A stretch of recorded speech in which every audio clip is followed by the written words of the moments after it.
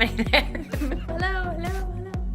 Where are we looking? Look at this. Welcome to Rooted in Health. We're so glad you're here. Let's talk. This past week was the Boston Marathon. Yes, it was. Yes. And congratulations to everyone who ran it or had family that ran it. Super impressive to me. I have never myself run a marathon. Deb here has. I have.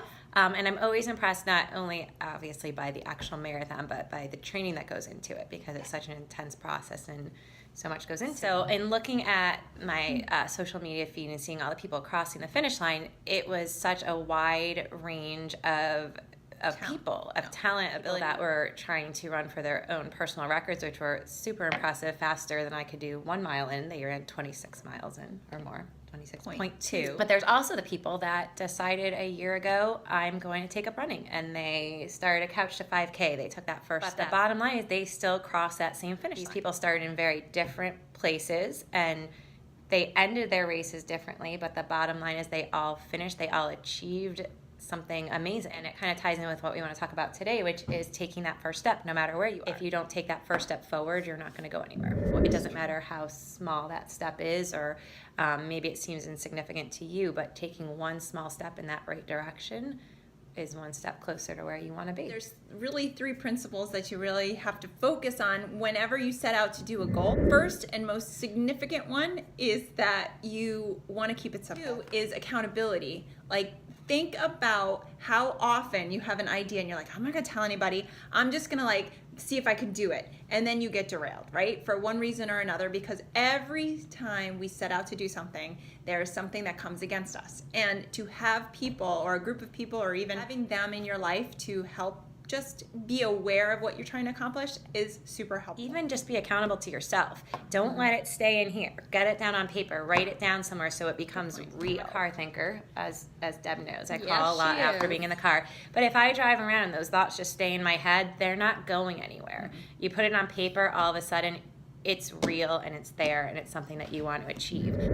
And the last thing, number 3, is celebrate your milestone. When you start out, you have this vision ahead of you, and it's like the horizon. And as you get closer to that horizon, it sort of shifts away. So if you're always looking out to that horizon, then you're going to be a little disappointed. And I've learned that it's called the gap. So from where you are to that vision is the gap. It's where you want to go. However, if you look at each milestone that you accomplish and you celebrate each milestone, and then you look back sort of where you came from, that's called the gain. That's exciting. You're like, I have gained so much. So it gives you a different perspective. So make sure that you capture and celebrate each small step, each success, because it does count and it makes a huge difference on your attitude as you move forward. And the same thing with celebrating those gains. Write down where you are and keep track of it. Keep track of that. We see in the clinic a lot with our patients. You know, I'm working with somebody and they're frustrated after a surgery because they feel like they haven't made any progress. Mm-hmm.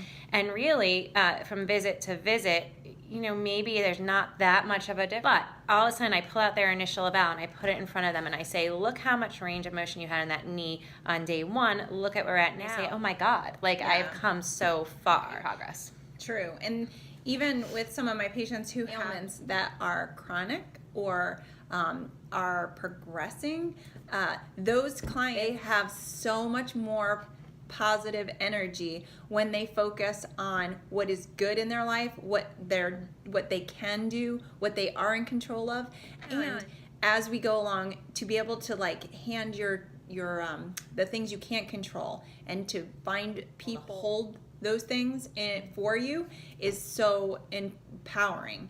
That we can't do it all ourselves. Even having that notebook hold some of your worries, that's so helpful. We talk a lot about community and how important it is to be surrounded by a strong community. So, we're giving you a lot of tips how you can make that first start, but go out of your way. When you see somebody within your community who has made changes, tell them. Don't keep it in your head, because a little word of encouragement, especially unsolicited like that, will go so far to pushing somebody else forward, right? To get that positive feedback and say, hey, I noticed that you're showing up every week. Hey, I noticed that you really look so healthy lately and you just look like you're happy. And when people see that you're noticing, it gives them that motivation, that momentum to keep moving forward. Even the people that look like they have it all together, those people need it just as much as the people that don't have it all together. We're all kind of in our minds, we share very similar thoughts, and it's those who choose to think of better things that kind of make it through, and those who choose to think of not so nice things kind of are held back by it. Yeah, absolutely. And on that note, okay, so we are here. We want to help you to take that first step. We're super excited that we are bringing the 5 at 8 back for May. Yes. So, yay! I know everybody's jumping up and down right now. Yay. And if you don't know about the 5 at 8 yet, here's what it is. 5 at 8 are 5 exercises done at 8 a.m. or 8 p.m. or any time you'd like. They're 1 minute each. 5 exercises, 1 minute each. They're 7 days a week, and they're going to help propel you from May 1st to May 31st. And they're going to give you that extra edge you're going to need to keep yourself nice and strong. Yes. And so if you have not been doing anything, this is a great way to start. Totally. We're going to give yourself 5 minutes a day. Everybody has 5 minutes a day. Make a commitment. Grab a friend. Say, we're doing this together.